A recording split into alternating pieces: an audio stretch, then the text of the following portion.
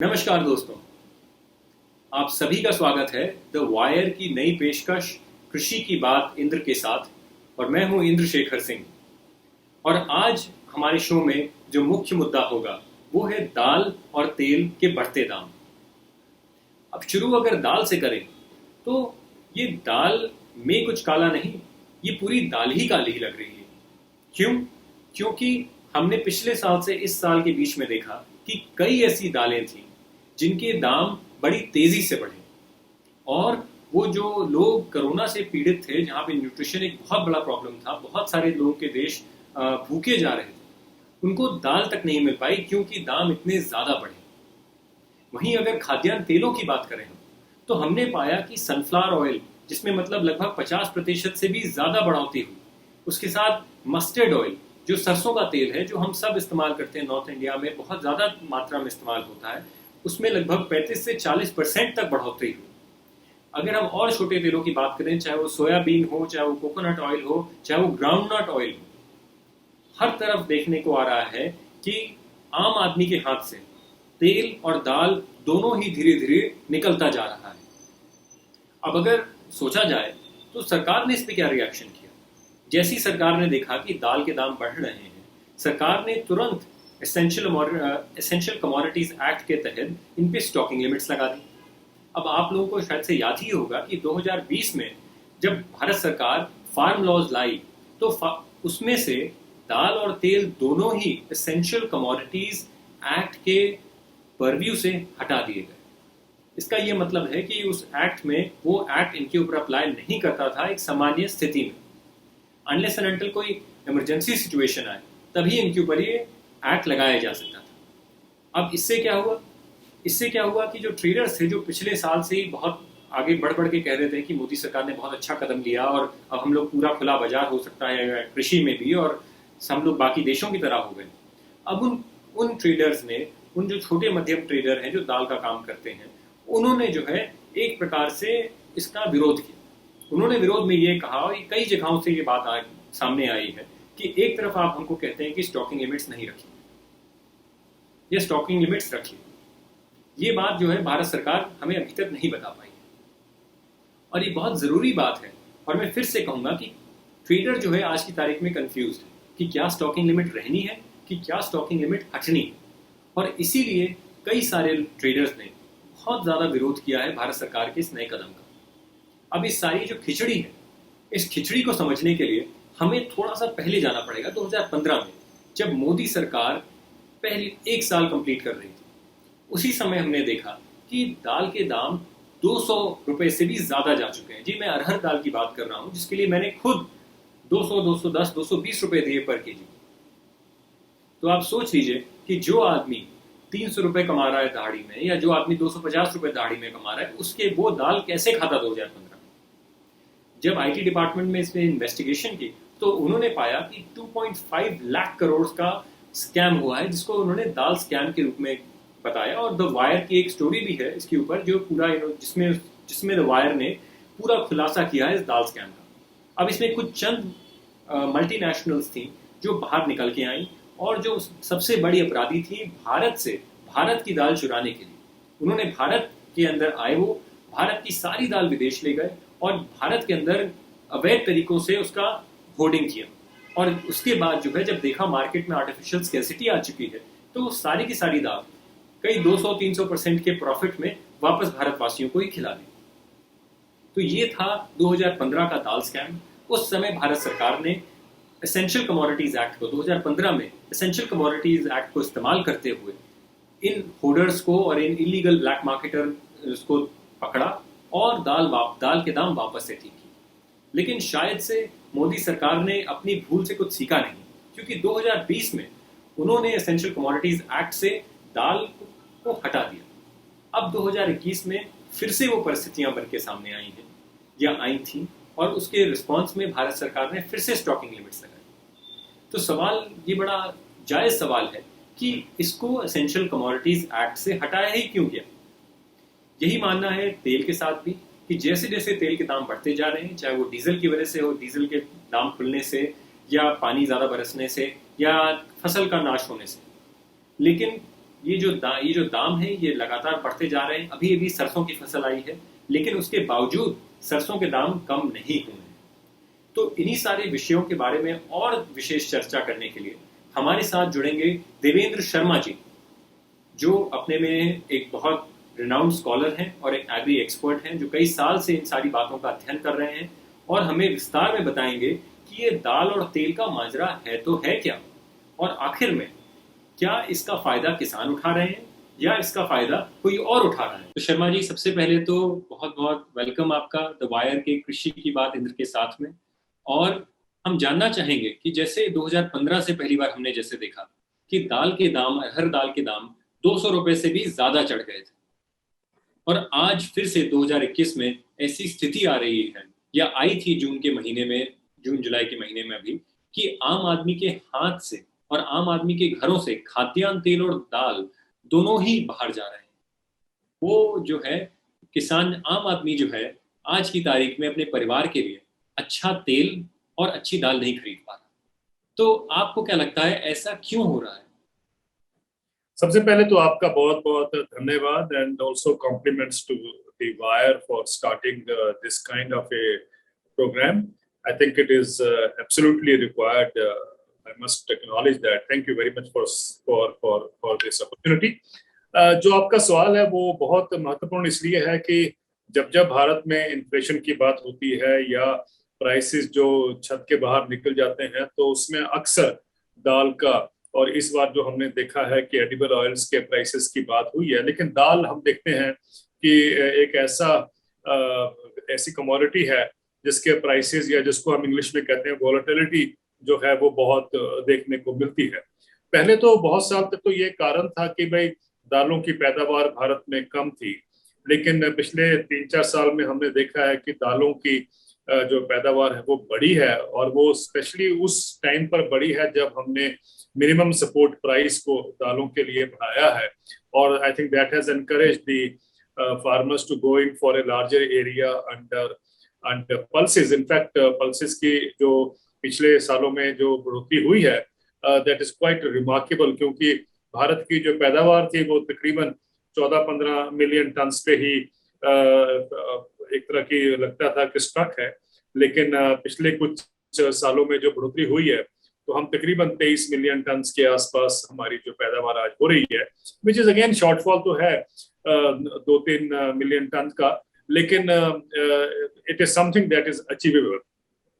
लेकिन सबसे जो मुख्य कारण है दालों के, जो आपने कहा उतार चढ़ाव का, पहले कुछ साल पहले आपने कहा कि 200 रुपए क्रॉस कर गया था, और अब भी जिस गति से बढ़ रहा है, अभी हमने देखा है, अभी इन्फ्लेशन के फिगर्स अभी आए हैं लेटली, और उसमें हमने ये भी पाया है कि वे मुख्यतः जो जो होलसेल प्राइस जो इन्फ्लेशन देख रहे हैं हम WPI में, वो प्राइमरीली इज ड्रिवन बाय, और इवन CPI, हालांकि वो होलसेल इज अबव 10% या 12% के पास है, और जो रिटेल है वो 6% या 6.3% के आसपास है. थोड़ा सा उसमें भी सवाल खड़ा होता है कि कैसे हो सकता है कि होलसेल प्राइस की जो इन्फ्लेशन है वो इतने महीनों से वो इतनी ज्यादा है और रिटेल पे कम है. इसका मतलब है कि रिटेल उसके एब्जॉर्ब नहीं कर सकता जो प्राइसेस होलसेल के हैं. एक तो बात, ये सवाल कभी ना कभी इसको समझना पड़ेगा कि ये क्या कारण है. लेकिन दूसरी बात जो बड़ी इंपॉर्टेंट है, जो आपने बताई है कि ये उठाई है कि भाई दालों के प्राइसेस क्यों बढ़ रहे हैं, उसका कारण एक बहुत स्पष्ट है हमारे सामने, कि जहां पर कि हमने देखा था जब 2-3 साल पहले हमारी पैदावार बढ़ी है, तो I think the message was very clear कि अगर आप किसानों को एक अच्छा दाम देते हैं तो they will do the rest. और यही हमें देखना चाहिए था, समझना चाहिए था कि हम ये करते. लेकिन आप ना भूलें कि 2-3 साल पहले we had gone into an agreement with couple of countries in Africa, और जहां पर हमने ये कहा था कि हम आगे से दालों का आयात जो है अफ्रीका के इन 3 देशों से करेंगे, जिसमें मोजाम्बिक भी है.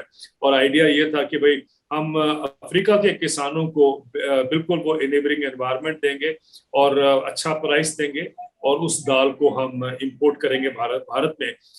आइडिया वाज कि भाई उसको जो जो प्राइसेस हैं भारत में उसको मेंटेन करने के लिए. तब भी मैंने कहा था कि this is not a sound policy for India, क्योंकि मेरा मानना है कि भाई in a country like India, मुझे समझ नहीं आता कि we are the largest consumer of pulses in the world, हमारे पास क्यों हम इतनी इंपोर्ट के ऊपर डिपेंडेंट हैं, चाहे वो कनाडा से हो, चाहे वो ऑस्ट्रेलिया से हो? क्या कारण है कि मुख्यतः हम इतने इन दोनों देशों से या अफ्रीका से हम दालों का आयात करते हैं? अगर हम वहां के किसानों को एक अच्छा दाम दे सकते हैं, आई डोंट अंडरस्टैंड कि हम अपने देश के किसानों को अच्छा प्राइस क्यों नहीं दे सकते हैं। इस साल भी हमने देखा है कि जो एमओयू हमने साइन किया था, उसके तहत जो अब दालें भारत में आएंगी, उससे किसानों को जो है लाभ नहीं हो रहा है। उनको किसानों के प्राइसेस ऑलरेडी जो है वो नीचे गिरने शुरू हो गए हैं। और उसमें हमें ये समझना है, एक उदाहरण के तौर पर, अगर मूंग का जो दाम है वो मिनिमम सपोर्ट प्राइस अगर 72 रुपए प्रति किलो है, तो मार्केट में किसान को 50 रुपए से ज्यादा नहीं मिल रहा है।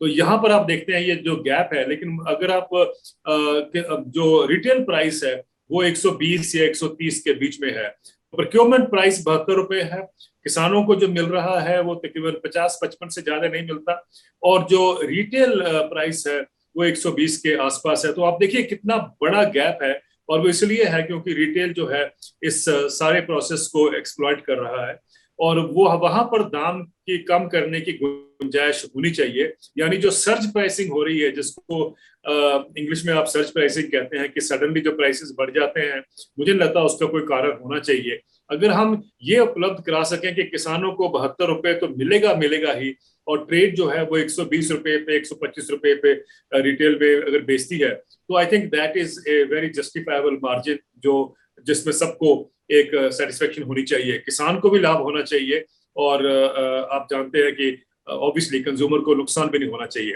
दूसरी बात यह है कि सरकार ने पिछले साल एक एक्ट लेके आए थे, हम जानते हैं, जो 3 सेंट्रल लॉज लेके आए थे।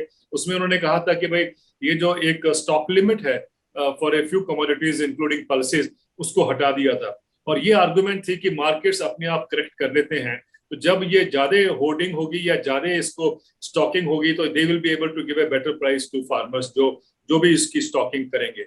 लेकिन उसके कुछ ही महीने बाद हमने देखा है कि सरकार ने एक नोटिफिकेशन जारी किया है, और अब उसको स्टॉक लिमिट को फिर वापस लेकर आए हैं। इसका मतलब है कि विद इन 1 ईयर हमने देखा कि जो प्रिंसिपल स्टैंड लिया था सरकार ने कि भाई ये ज्यादा इसको रखना चाहिए, स्टॉक्स ज्यादा बढ़ने चाहिए ताकि किसानों को बेनिफिट हो, कंज्यूमर को भी हो, दैट हैज बीन बिलाइड, यानी वो नहीं ठीक निकला है। इसका मतलब है कि जो पॉलिसी, जो डायरेक्शन है हमारे देश में, बेसिकली एडॉक पॉलिसी जो बनती है, that is basically the reason कि हमारे देश में हम आज तक आत्मनिर्भर नहीं बन सके हैं दालों में।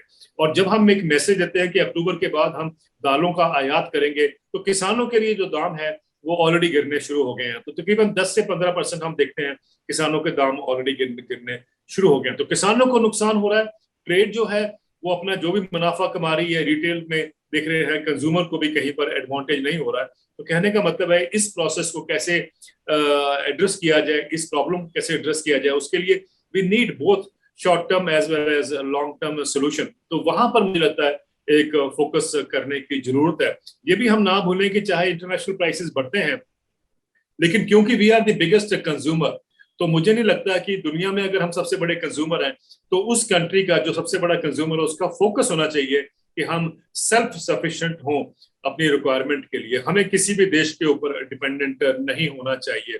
तो कहीं ना वो पॉलिसी मिक्स जो चाहिए, उसमें एक मुझे लगता है कि बहुत बड़ा गैप है। जी, तो आपके हिसाब से, जैसे आपने सही पॉइंट बताया कि इंपोर्ट से एक मेजर कॉज हो रहा है जिसकी वजह से दाल के प्राइसेस हर साल रेगुलरली क्रैश कर रहे हैं, और आपने एड हॉक पॉलिसी के बारे में बताया कि जिस प्रकार से हैज़ार्ड तरीके से पॉलिसीज बनाई जा रही हैं, जिसमें ये समझ में नहीं आ रहा कि हमारे देश के किसानों के हित के लिए बनाई जा रही है कि विदेशी किसानों के लिए, उनके हित के लिए बनाई जा रही है।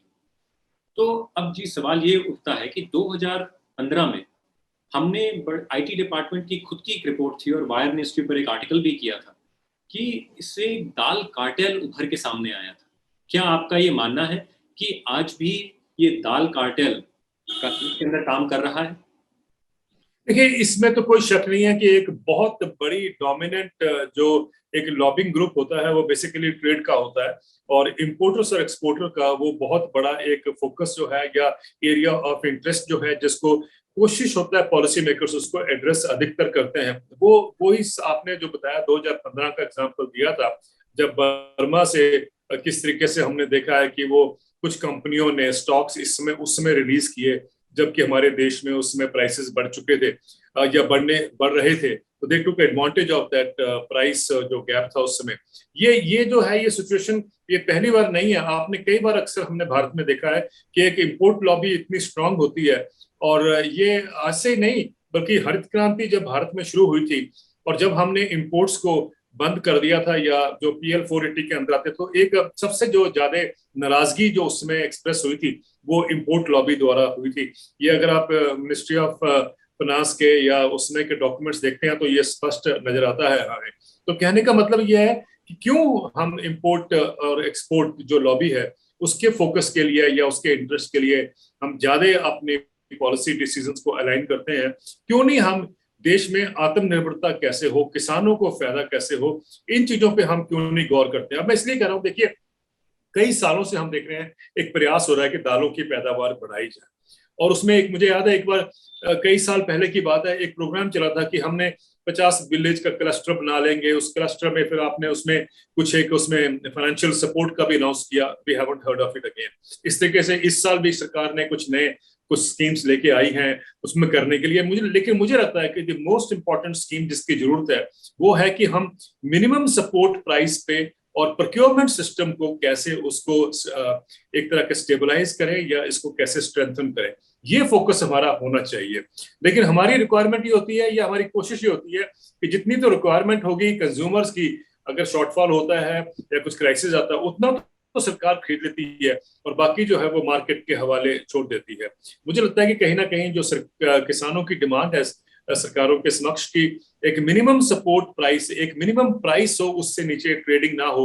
आई think that should B one of the very crucial जो प्लैंक्स ऑफ पॉलिसी का, स्ट्रेटजी का जो अडॉप्ट हमें करना चाहिए। क्योंकि अगर किसान को एक अश्योर्ड प्राइस मिलता है, it can be by way of assured procurement, लेकिन जब हम अश्योर्ड प्रोक्योरमेंट करते हैं एट ए हायर प्राइस तो उसका मार्केट के ऊपर उसका इम्पैक्ट पड़ता ही पड़ता है, ये हमने अक्सर देखा है। तो मार्केट भी इसके साथ एडजस्ट करने की कोशिश करती है। तो ये हमें जरूरी करना है कि हम एक अच्छा प्राइस दें by way of procurement price, and then of course the market will try to adjust to it or come closer to it. तो वो मुझे लगता है कि is an approach that the government must focus on कि कैसे हम ये इंश्योर कर पाए कि एक मिनिमम रिटेल प्राइस जो किस बाहर मिलना चाहिए कंज्यूमर को, उसके साथ साथ एक मिनिमम होलसेल प्राइस यानी मिनिमम सपोर्ट प्राइस जो है वो किसानों को कैसे उपलब्ध किया जा सके।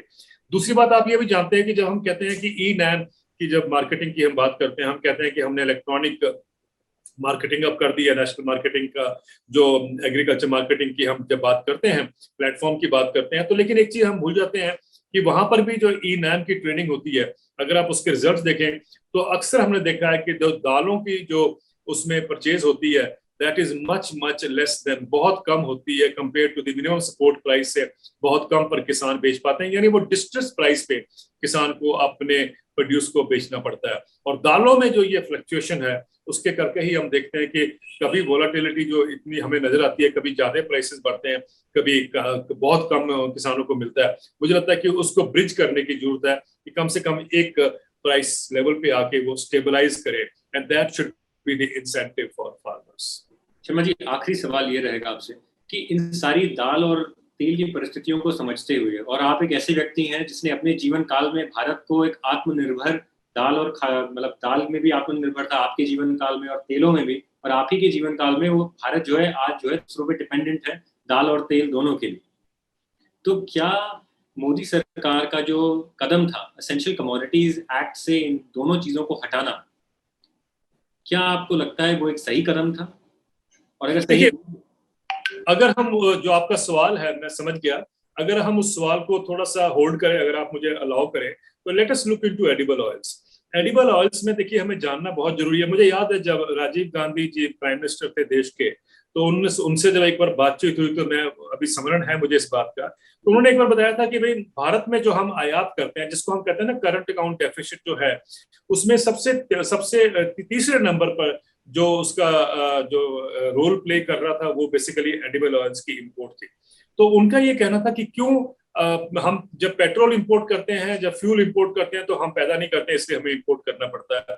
हम फर्टिलाइजर जब इंपोर्ट करते हैं तो हमें उस समय पर ज्यादा हम पैदा नहीं कर रहे तो हमें इंपोर्ट करना पड़ता था, और ग्रीन रेवोल्यूशन का टाइम भी था। लेकिन जब हम एडिबल ऑयल इंपोर्ट करते हैं तो उनका ये कहना था कि हम देश के अंदर ये क्यों नहीं पैदा कर सकते। और उस समय 1986 की बात है, मुझे याद है कि उन्होंने एक ऑयल सीड टेक्नोलॉजी मिशन का गठन किया था, और उसके तहत प्रोक्योरमेंट प्राइसेस को बढ़ाया गया था, इंपोर्ट ड्यूटीज को भी ऊपर रखा गया था, and then they created all that, जो भी उसमें प्रोडक्टिविटी बढ़ाने के लिए और भी जो इंसेंटिव किसानों को देने थे वो सब दिए गए थे। उसका रिजल्ट ये हुआ था इंद्रशेखर जी की 93-94 तक आते आते India had become almost self sufficient in edible oils. 93-94 में भारत में 97% ऑफ आवर डोमेस्टिक जो रिक्वायरमेंट थी वो हम खुद पैदा करते थे, मात्र 3% का इंपोर्ट होता था उस समय। And I think that was a very big achievement, जिसको साइंटिस्टों ने येलो रेवोल्यूशन का नाम दिया था। हमारे यहाँ जो ऑयल सीड प्रोड्यूसर थे स्पेशली इन सेंट्रल इंडिया, तो उनको बेनिफिट गया था, और साथ में एक ऑयल सीड की जो इंडस्ट्री थी उसने भी, एडिबल ऑयल की जो इंडस्ट्री थी उसने भी, भारत में प्रोसेसिंग इंडस्ट्री ने भी उसमें जन्म लिया था। ये जो सिस्टम था ये बहुत बढ़िया, जब हम पहुंच गए थे सेल्फ सफिशिएंट की तरफ, उस समय क्या था कि हमारे जो बाउंड ड्यूटीज हैं अंडर WTO, वो 300% तक की हमारी बाउंड ड्यूटी थी एडिबल ऑयल्स पे। लेकिन सरकार ने अंडर प्रेशर उसको रिड्यूस करना शुरू कर दिया। जैसे जैसे हम रिड्यूस करते गए, इंपोर्ट्स जो है चीपर इंपोर्ट्स वो बढ़ते गए, और रिजल्ट ये हुआ कि आज हम देख रहे हैं कि तकरीबन 75,000 करोड़ रुपए का एडिबल ऑयल हम इंपोर्ट करते हैं। I think we are the second biggest importer of edible oil in the world. अब उसका जो कारण है वो इसलिए क्योंकि हमने एक टाइम पर ड्यूटीज ऑलमोस्ट जीरो पर ले आए थे रॉ प्रोड्यूस के लिए एंड बेसिकली प्रोसेस के लिए, थोड़ा उसमें दोनों में कम फर्क था, लेकिन प्राइमरीली हम इतनी लो ले आए थे। रिजल्ट वाज कि भाई cheaper oil was flowing in from different countries into India, primarily Malaysia, Indonesia, Brazil and Argentina and America. तो वो उनके किसानों को फायदा हुआ। अब हम जब ऐसी स्टेज पे आ गए हैं तो आज आप देख रहे हैं कि देश में बात हो रही है कि एडिबल ऑयल की प्रोडक्शन कैसे बढ़े, डोमेस्टिक जो रिक्वायरमेंट है कैसे उसको हम एड्रेस कर पाए। तो आज हम बात कर रहे हैं प्रोडक्टिविटी बढ़ाने की। मैं प्रोडक्टिविटी बढ़ाने के खिलाफ नहीं हूं, लेकिन सबसे इंपॉर्टेंट स्टेप था, लेट अस नॉट फॉरगेट, कि हमें वही मॉडल को इख्तियार करना चाहिए जिससे हम कहीं ना कहीं हम उसको ढील दे बैठे थे। That was the yellow revolution का मॉडल। यानी हमें चाहिए कि हम देश के अंदर ऑयल सीड प्रोडक्शन को कैसे बढ़ाएं, यानी सनफ्लावर हो, ग्राउंडनट हो, मस्टर्ड हो, ये सब जो एडिबल ऑयल्स हैं इनको हम कैसे बढ़ाएं ताकि लार्जर नंबर ऑफ फार्मर्स को हम बेनिफिट दे सकें। लेकिन देखिए, अभी मैं एक दिन नीति आयोग के एक मेंबर के साथ एक पैनल डिस्कशन में था, तो उनका ये कहना था कि भी आने वाले दिनों में, looking at the edible oil के जो प्राइसेस जंप किए अभी हाल में, उनका ये कहना था कि आने वाले दिनों में भारत का एफर्ट ये होगा कि हम तकरीबन 42% जो एडिबल ऑयल की रिक्वायरमेंट है डोमेस्टिक, वो अपने ही देश में पाम ऑयल की कल्टीवेशन को बढ़ावा देके उससे एड्रेस करें।